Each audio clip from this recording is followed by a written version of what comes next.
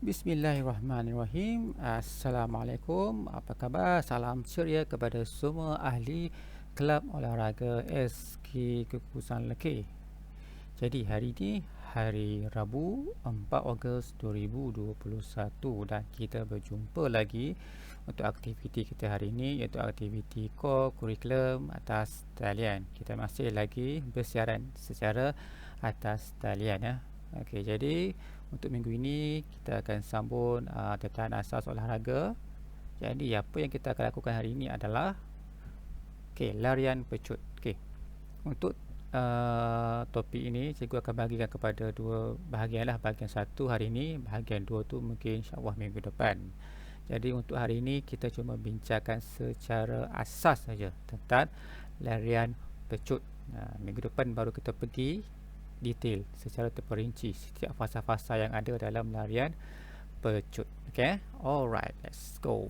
So, larian pecut.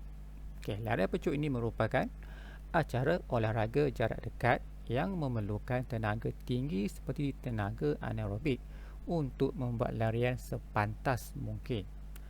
Dua faktor asas yang mempengaruhi kepantasan seseorang pelari, iaitu panjang langkah dan kekerapan langkah. Acara larian pecut diadakan di atas trek larian dan contoh acara larian pecut ialah 100 meter, 200 meter dan juga 400 meter. Jadi secara ringkas, lari pecut ini adalah acara olahraga jarak dekat. Kenapa jarak dekat? Sebab kita kena pecut. Dia ada dua tau untuk olahraga ni. Satu untuk larian jarak dekat, satu untuk larian jarak jauh. Kalau jauh tu kita tak boleh pecut macam merendah desa apa semua tu kan, kita just slow jog je. Tapi kalau untuk jarak dekat memang kena pecut dari starting sampai ke penamat. Di sini ada satu perkataan tenaga anaerobik. Apakah itu anaerobik? Tenaga ni ada dua tau. Satu kita panggil tenaga aerobik, satu lagi anaerobik. Tenaga anaerobik ini dia nak bagi bahasa paling mudah kita faham adalah tenaga simpanan yang kita akan gunakan pada saat-saat akhir. Maksudnya kita tak gunakan 100% daripada tenaga kita. Kita guna mungkin separuh, 80% lagi baki je kita akan guna pada saat-saat akhir. Contoh, kita ambil acara lari 100 meter. So 100 meter daripada starting sampai ke garisan penamat.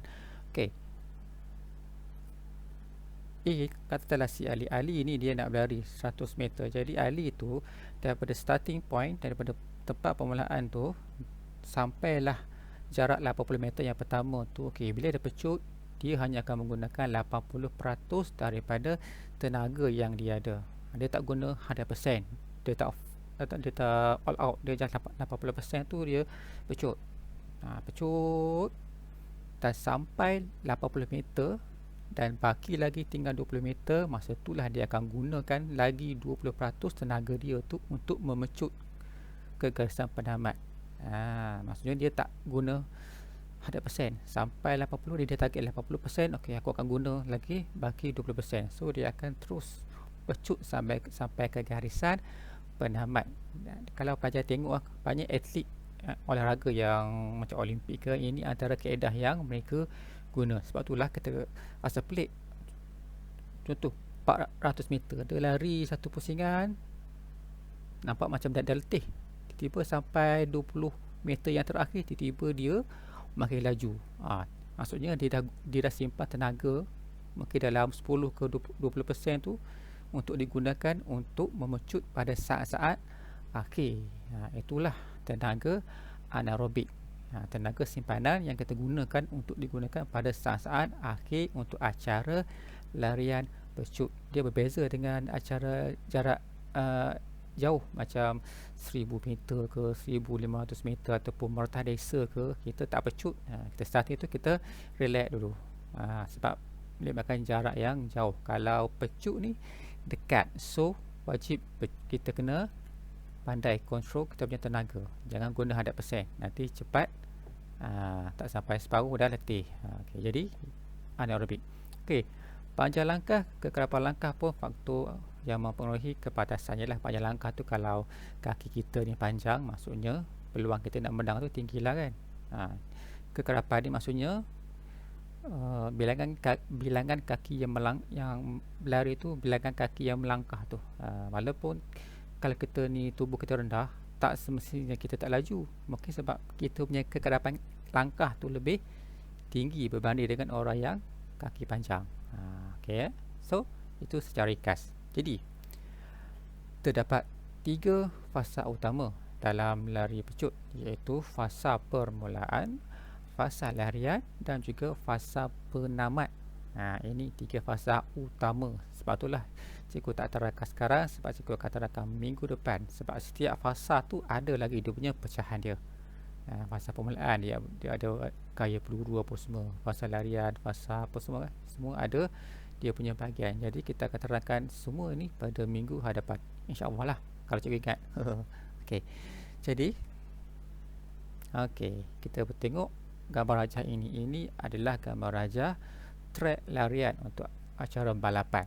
Okey, jadi satu pusingan lengkap, jarak dia adalah 400 meter. Ini adalah trek 400 meter. Memang standard lah, Olimpik pun sama, trek dia 400 meter. Kalau dekat Manjung ni tak banyak trek ni kan. Salah satu dia tempat yang biasa kita gunalah dekat Pangkalan Navy tu, DLAM dekat Lumut, lepas tu dekat International School, lepas tu dekat mana Stadium Manjung, MPM tu. Itulah antara 3 tempat yang ada trek larian yang 400 meter ni. Okey, jadi untuk acara larian semuanya akan dilakukan, semuanya akan diadakan di atas trek larian.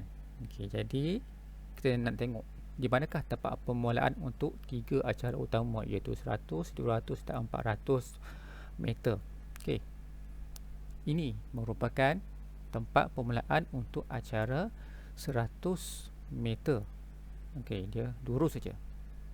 Untuk 200 meter pula, okey, di sini tempat permulaan untuk acara 200 meter. Dan untuk 400 meter, okey, di sini untuk acara 400 meter. Dan penamatnya di mana? Okey, penamatnya adalah di sini. Okey, dalam apa-apa acara pun garisan penamat memang tak akan berubah. Memang di situlah tempat dia duduk. 100 ke, 200 ke, 400 ke, ataupun acara berkumpulan 4x100, 4x2, 4x4, semua penamatnya sama. Situ je. Tak akan bertukar tempat lain.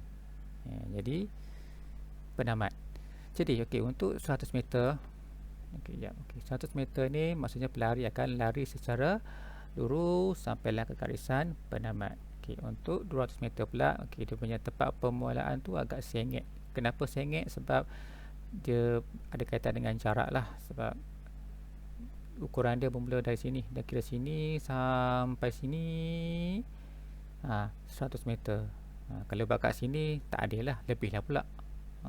Jadi sengit. Jadi ini tempat permulaan untuk 200 meter. Dia separuh daripada padang tu, dia lari sampailah ke penamat. Sama juga 400 meter, dia akan mula dekat sini. Contoh kat sini, dia akan pusing satu pusingan lengkap sampai ke penamat. Okey, itu untuk acara 400, 200 dan juga 100 meter. Permulaan dan juga penamat. Okey, ini cikgu fokus kepada 3 acara utama lah, 100, 200 dan 400. Kalau acara yang berkumpulan tu macam 4x100, 4x4, okey, lain pula dia punya kedudukan. Tapi tak apa, yang tu kita bincang kemudian. Okey, jadi untuk bahagian 2 ni, untuk fasa dalam larian pecut akan dibincangkan pada minggu hadapan. Cikgu cuba carilah kalau ada video-video yang ada berkaitan dengan fasa-fasa ni. So cikgu akan cuba cari, cikgu akan cuba kongsikan kepada pelajar pada minggu hadapan. Sebab kita cuma sepanjang PDPR ni, kita cuma hanya boleh belajar teori. Praktikalnya memang tak boleh buat dah. Okey. Alhamdulillah dah sampai ke penghujung. Jadi lagi sekali cikgu ingin ucapkan terima kasihlah kepada pelajar semua, ahli kelab, olahraga sekolah kerana sentiasa memberikan komitmen daripada awal tahun sampailah hari ini. Jadi insyaAllah kita akan jumpa lagi minggu depan kalau tak ada apa-apa masalah. Jadi Assalamualaikum. Bye.